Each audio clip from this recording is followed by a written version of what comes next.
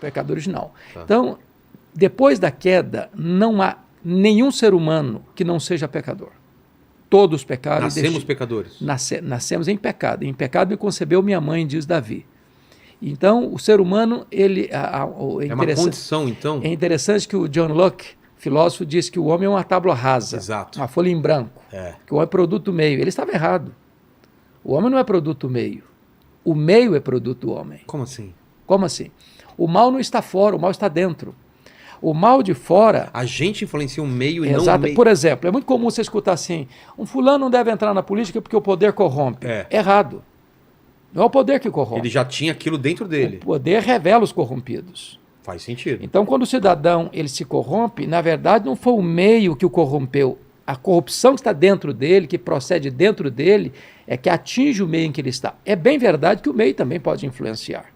Porém, afirmar que o homem é bom, como dizia Jean-Jacques Rousseau, também estava errado, que o homem é essencialmente bom, é um equívoco. O homem não é bom essencialmente, o homem é mau essencialmente. É mesmo? É mau essencialmente.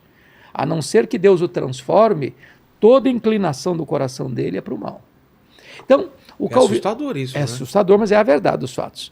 Então, o calvinismo define... E a gente vê isso, né, em situações limítrofes, né? É claro. Quando você vê quando a pessoa está... Tipo, a vida dele está em risco, ele é capaz de fazer qualquer coisa, né? Então, o ponto básico é o seguinte, não há nenhuma área da nossa vida, Vilela, que não tenha sido atingida pelo pecado. Isso significa depravação total. A eleição incondicional é que quem escolhe quem?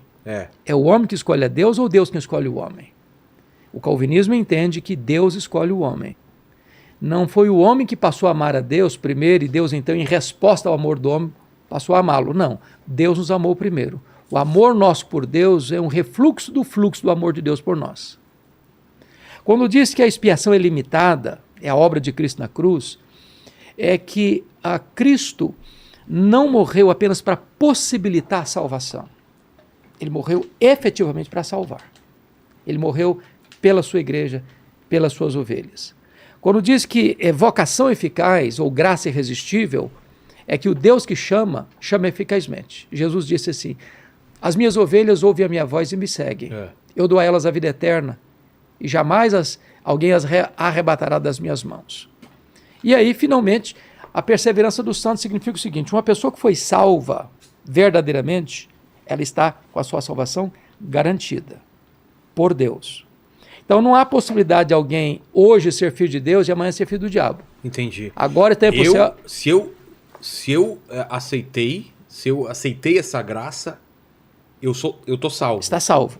Se eu pecar, mesmo que eu peque, eu tô salvo. Vamos esclarecer isso melhor. Então eu queria entender isso. Vamos explicar. Por exemplo, você é casado? Sou. Você tem filhos? Tenho um filho. Eu pergunto a você, se o seu filho errar com você, ele deixa de ser seu filho? Claro que não. Claro que não. Claro. O que você faria se ele errar deliberadamente contra você? Eu vou conversar com ele, tentar mudar. Você vai conversar com ele, você vai exortá-lo, você vai adverti-lo, certo? Certo. Exato. Mas ele não deixa de quê? Ser seu filho. Com Deus é a mesma coisa. Antes da conversão, o homem é um réu diante de um juiz. Depois da conversão, o homem é um filho diante de um pai. Tá. Quando eu erro com Deus, eu não deixo de ser filho de Deus. Por exemplo... Ele tem um tratamento de pai. Disciplinar. Por exemplo, quando rei Davi, adulterou com Batseba, mandou matar o marido dela, e depois casou com ela, tudo debaixo dos panos, sem que ninguém soubesse, aquilo foi mal aos olhos de Deus, e ele sofreu muito por causa disso. Quando ele vai fazer a sua confissão de arrependimento, ele diz, restitui-me a alegria da salvação. Ele não diz, restitui-me a salvação, mas a alegria da salvação. Por exemplo, lá em 1 de João 5,13 está escrito assim, filhinhos, estas coisas eu vos escrevo para que saibais que tendes a vida eterna, não que tivestes, não tereis, que tendes. Eu estou com esse telefone na mão, eu não tive, eu não terei, eu tenho. Exato. Então, quando você crê em Jesus, imediatamente você recebe o presente da vida eterna e a garantia dessa salvação. Isso é calvinismo. Por quê? Porque a soberania de Deus na salvação é a grande tese do calvinismo. Deus é soberano. Entendi. Na outra ponta, no arminianismo, a ideia de que o homem não está totalmente depravado, que o homem pode fazer a sua escolha, que o homem é livre. E que No calvinismo a gente não é totalmente livre, então? no calvinismo, Depois eu quero entender isso. Então vamos pegar a ideia de livre-arbítrio. Isso. A pergunta é, o calvinismo não crê em livre-arbítrio. O arminianismo, sim. Não crê em livre-arbítrio? Não, o calvinismo crê em livre agência. Eu explico. Tá. Eu explico. Por exemplo, se você e eu hoje tomarmos a seguinte decisão aqui no programa, Tá. dia 11 de julho de 2023. Olha, a partir de hoje eu não peco mais. A partir de hoje eu não erro mais. Tá. Pergunto a você, É possível? é possível? Não. Não. Por que não? Porque em algum momento a gente vai cair. Por quê? Porque a nossa inclinação é para o erro. Tá. Livre-arbítrio só tinha Adão antes de pecar. Ele podia escolher não pecar. Hoje você e eu não podemos. Nesse sentido. Nesse sentido, é isso que é livre-arbítrio. Mas eu escolho os meus caminhos. Exatamente. Então, Eu isso, posso escolher entre a esquerda e a direita. Isso, Eu posso então, escolher entre viajar ou ficar. isso é livre-agência. Ah, não é livre-arbítrio? Não, isso é livre-agência. Você escolheu vir com essa usar o roupa, moletom hoje. Eu escolhi vir de um paletó azul. É livre-agência? Isso é livre-agência. Livre-arbítrio é o poder de escolher o bem e praticá-lo Tá. na sua plenitude. Nossa. É outra... É outra percepção. É, total. É. E os arminianos, então, acreditam, Que a inclusive, escolha que a gente tem escolha de é não sua. pecar. Por exemplo, qual a descrição que a Bíblia fala do homem antes da sua conversão? A Bíblia diz lá em Efésios 2 que Deus nos deu vida estando nós mortos nos nossos delitos e pecados. E a palavra mortos lá no grego é necros. De onde vem essa palavra necrotério? Exato. Morto mesmo. Né? Então, espiritualmente, o homem está morto. Um morto não decide, não age, não reage.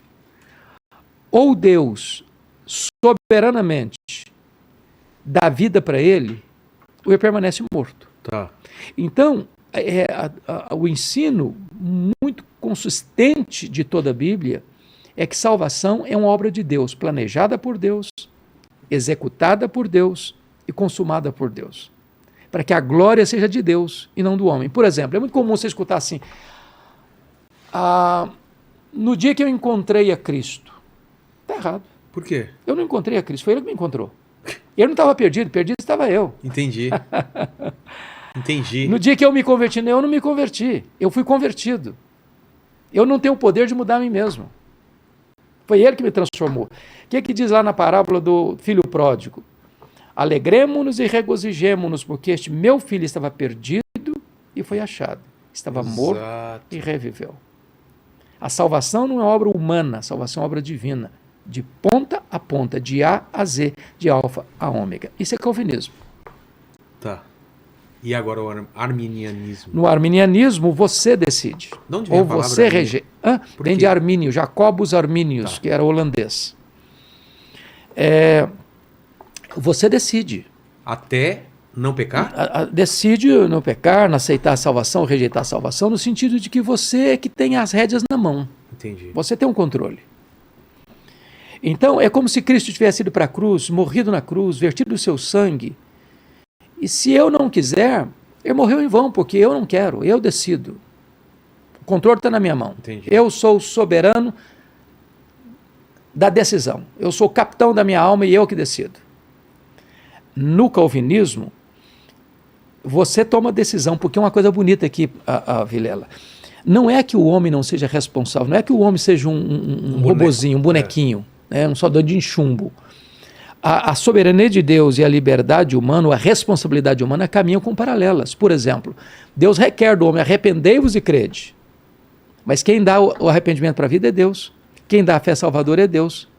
Quem regenera é Deus. Quem chama eficazmente é Deus. Quem justifica é Deus. Quem sela com o Espírito Santo é Deus. Quem consuma a salvação é Deus. Então, quando eu respondo ao chamado de Deus, a Bíblia diz assim, é Deus quem opera em nós tanto querer quanto realizar. Então, até aquilo que eu decidi, eu só decidi porque Deus operou em mim esse desejo. Porque se eu não operasse, eu estava morto. Um morto não sente nada, não toma decisão.